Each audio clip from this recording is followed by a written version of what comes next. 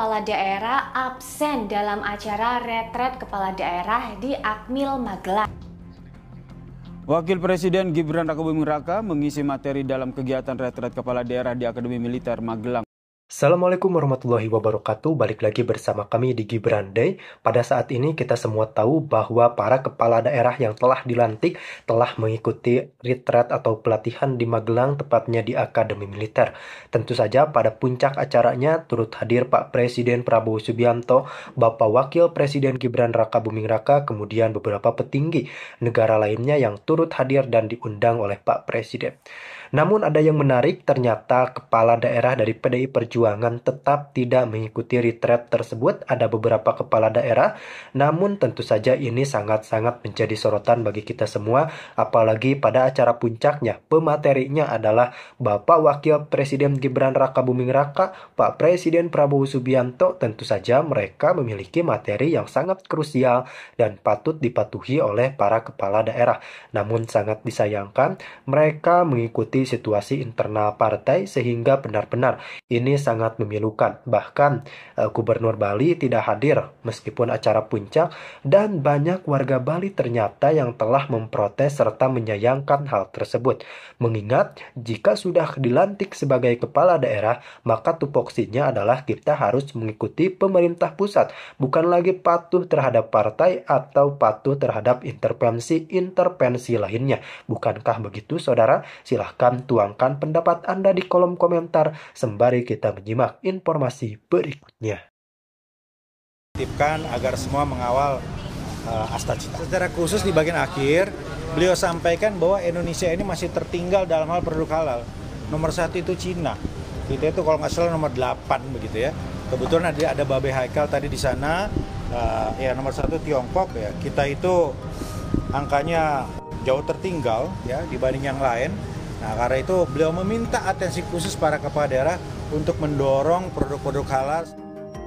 Jakarta, daerah khusus Jakarta, Dr. Pramono Anung sebagai koordinator para kepala-kepala daerah dalam mengikuti kegiatan retret.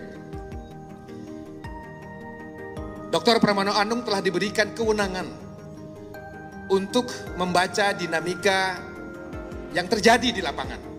Sehingga oleh karena itu penyesuaian itu akan dilakukan oleh Mas Pramono Anung dalam melaksanakan tugas sebagai koordinator. Dan kami harapkan seluruh kepala dan wakil kepala daerah. Nah, saya pengen ngobrol-ngobrol nih Pak Yas tentang perkembangan terbaru ya. Dan dengan lanskap yang sebegitu luas, pengalaman Pak Yas yang begitu luas kan bisa melihat dengan lebih lengkap lah gitu. Kemarin kan Danantara ya. Yep. Peluncuran Danantara itu kan yang menarik itu tamu-tamunya Pak Yas. Ini sebelum kita ngomong soal Danantaranya ya. Jadi Pak Prabowo itu mengundang seluruh presiden yang ini ya, yang masih ada kecuali satu, Megawati. Mega gitu kan. Megawati, Wakil presiden semua hadir, bahkan Pak JK juga hadir kan. Terus Mbak Puan juga hadir, ya kan? Mewakili Mega kali kan. Nah itu saya nggak tahu lah gitu. Kecuali Bu Mega. Nah terus narasi yang berkembang di medsos misalnya oleh kawan kita lah, misalnya Denny Sergar gitu, misalnya bilang, wah Bu Mega ini perempuan yang dikeroyok laki-laki tapi tidak patah gitu ya. Jadi narasinya adalah seorang perempuan dikeroyok oleh laki-laki gitu. Tapi kan kita tahu bahwa ini penggambarannya nggak sesederhana itu gitu. Ini Pak Prabowo kan tipe orang yang merangkul ya, pemimpin yang merangkul. Konsepnya kan kerukunan elit, terus dan itu diwujudkan gitu loh. Semuanya dirangkul. Nah tapi Bu Mega kan enggak gitu. Nah Pak Yas membaca peristiwa kemarin tuh gimana? Kalau dari event itu ya Mas Sahal, satu tentang Pak Prabowo. Setelah saya pelajari dulu kan saya juga berseberangan dengan Pak Prabowo. Saya juga kan. Waktu kita dengan Pak Jokowi. Nah, setelah baca-baca ya memang apa yang dikatakan almarhum Gus Dur benar. Prabowo ini orangnya kan ikhlas. Makanya begitu dia menang, dia sudah punya statement. Mari bareng-bareng ngurusin negara ini. Cuma ada ketegasan beliau bahwa yang nggak mau jangan ganggu. Nah itu harus dia dipegang. Yang nggak mau jangan ganggu. Maksudnya ya ini negara diurus harus dengan dengan ketenangan, dengan visi yang jelas dan sebagainya. Jadi jangan dirusuhin gitu. Nah kalau kita tarik lagi terhadap Bu Mega, ya kita bukan mengatakan Bu Mega ngerusuhin, tapi stylenya Bu Mega seperti itu. Itu yang harusnya bisa dihindari gitu. Kalau sekarang malah orang-orang bilang kan semuanya jadi dimusuhi, dari mulai Pak SBY, sekarang Pak Jokowi, Pak Prabowo pula nanti gitu kan, Gibran dan sebagainya. Buat satu tokoh politik yang mengatakan dirinya besar, anak proklamator dan semuanya, itu harusnya tidak direfleksikan seperti ini, karena ini jadi titik balik kan. Jadi seolah-olah lu ngomong ini kok jadinya seperti ini. Nah, itu yang tidak baik, karena kemarin itu bayangin tuh Pak SBY sama Pak Jokowi masuk kan di pengawas atau apa itu. Ya, betul. Itu kalau ada Bu Mega kan harusnya dia masuk. Ya. Tidak mungkin dia dilepas sama Pak Prabowo. Betul. Cuma karena kemarin dia lagi tidak enak badan, ya terpaksa nggak bisa dimasukin di situ. Kan? Itu yang saya lihat seperti itu. Jadi kalau Danantaranya sendiri ya kita banyak informasi dari luar yang kita baca dan sebagainya, ya satu hal yang baik, tinggal nanti bagaimana ke depan. Jadi kalau eventnya saya pikir itu masalah. Kemarin itu begitu ramenya segala macam itu, ada selilit kata ada selilit yang harus dicabut harusnya. Itu soal selilit itu kan menarik ini kalau kita kaitkan dengan peristiwa-peristiwa sebelumnya ya, Pak S. Kan ada Hasto jadi tersangka, itu kan, terus kemudian Bu Mega marah, menyatakan sampai minta supaya kepala daerah yang PDIP itu nggak usah ikut retreat. Nah, terus sebelum itu kan juga muara dari persoalan ini kan juga terkait dengan hubungan Bu Mega dengan Pak Jokowi, terus kemudian pengen supaya Pak Jokowi dan Prabowo itu pecah gitu kan, terus dan narasi-narasi semacam itu kan muncul. Nah, Danantara kemarin itu kan menunjukkan, bayangin itu Pak JK datang, ya kan? Pak JK datang. Pak Budiono pasti datang. Pak Kiai Ma'ruf Amin. Kemudian tadi Pak Prabowo, SBY dan Jokowi ya. Terus kemudian ini kan menunjukkan sesuatu yang kalau dari segi apa yang kita lihat di video, di foto-foto kan kelihatan indah gitu ya. Nah tapi ya itu, karena ada selilit tadi itu kan. Kalau dari sudut pandang Pak Prabowo, saya pikir karena tadi itu, jadi dia itu orang yang ikhlas. Ini tidak seperti itu. Tidak seperti itu, jadi tidak menyampaikan Bu Mega, tidak lah. Karena dia orangnya sangat mengingat apapun gitu. Ya kalau kita bicara Pak Prabowo kan dia orang yang disakiti juga kan.